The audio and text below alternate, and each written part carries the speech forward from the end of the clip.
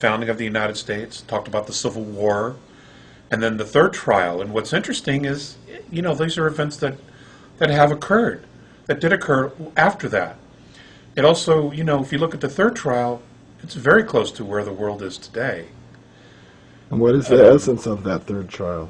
That essentially the world becomes polarized against the United States and comes after the United States.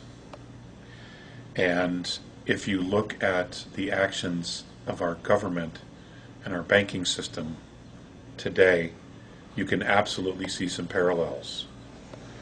And the fact that, our government is gearing up for a third world war, that there are people in the administration presently who really would love to isolate Russia in world politics, using the rest of the world, especially pitting China against Russia, and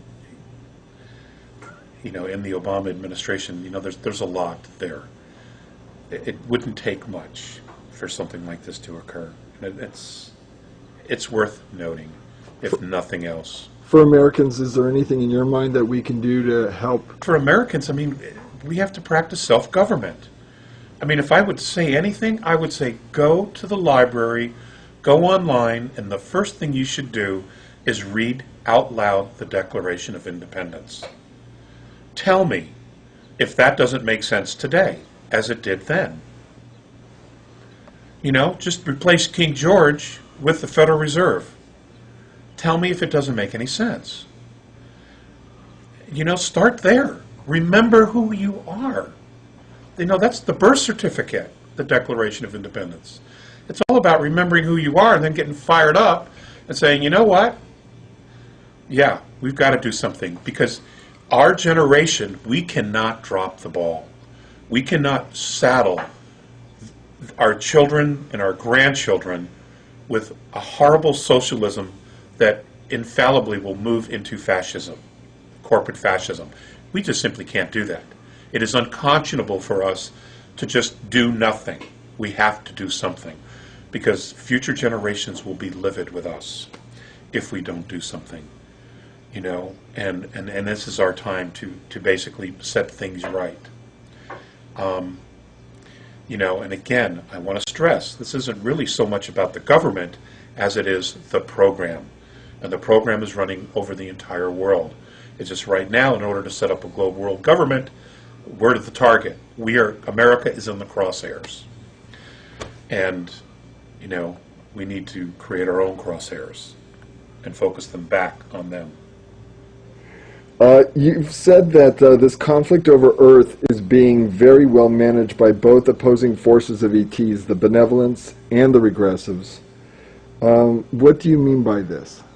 Well, we don't see any of it. We don't see the open warfare or the clashes that are occurring, simply because it's being so managed that it's out of our sight. Some of it is actually taking place on a higher dimensional frequency that we don't actually see it.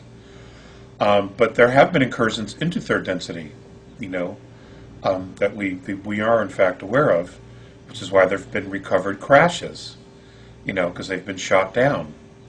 So it's being well managed, both sides, so both sides can do what they want to do, and at the same time we're being allowed to move in a specific direction. Okay, now I got a tough one here. We're not trying to contradict anybody else's belief system here. We're just speaking about the Andromedans. But according to the Andromedans, in our ancient past, Earth was moved by the Pleiadians. How did they do this? And why is this important? And also, why is it so controversial? What is so controversial?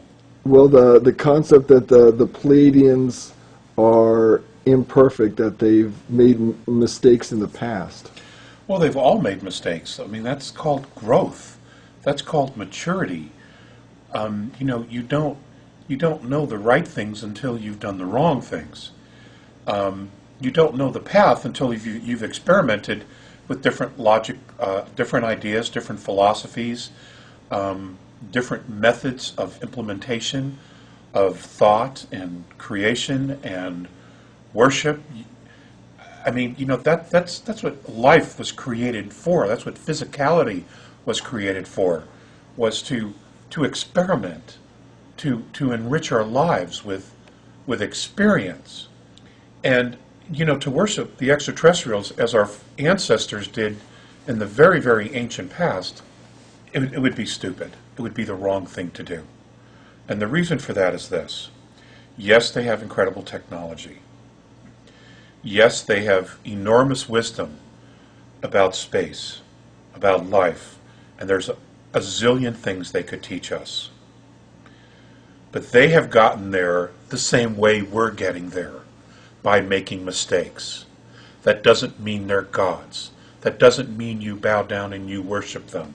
They have made their mistakes, and in many of them they're still making mistakes. Now, the reason you've asked the question, obviously, is that the A's have been somewhat critical of the mistakes the Pleiadians have made in the past here on Earth.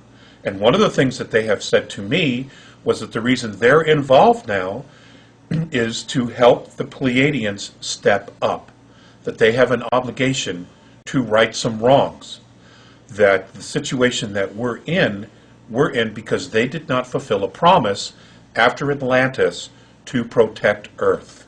They didn't do it. The Andromedans say that Earth was moved by the Pleiadians. Why would they do that?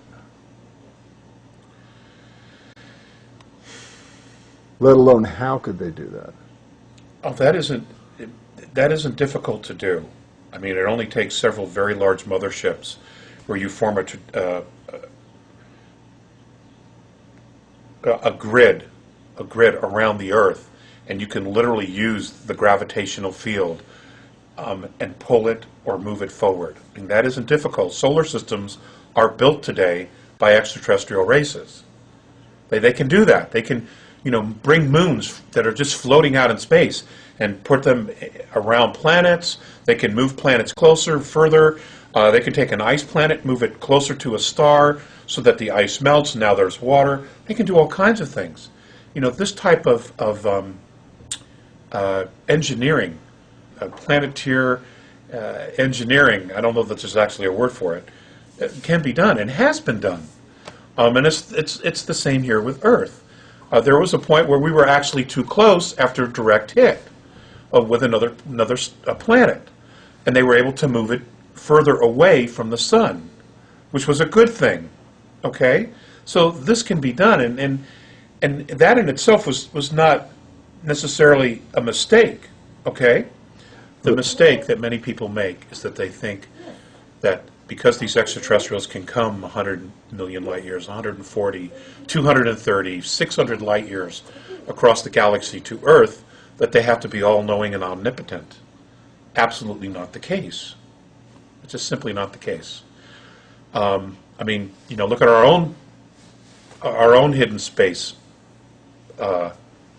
program. We know it exists, and they have remarkable technology. And they have probably, in all realistic, have tried to leave the solar system and could leave the solar system to travel to other stars. We have the technology, the Montauk information, the star chambers information. We have enormous technology that we've reverse engineered. But it's one thing to have the technology. It's another thing to have spiritual wisdom. And that's where we're really in trouble here, is we don't have the spiritual wisdom to know how to use these tools. And we're like new kids on the block who get that brand new Stingray bike, and the first thing we do is run through the intersection, with it.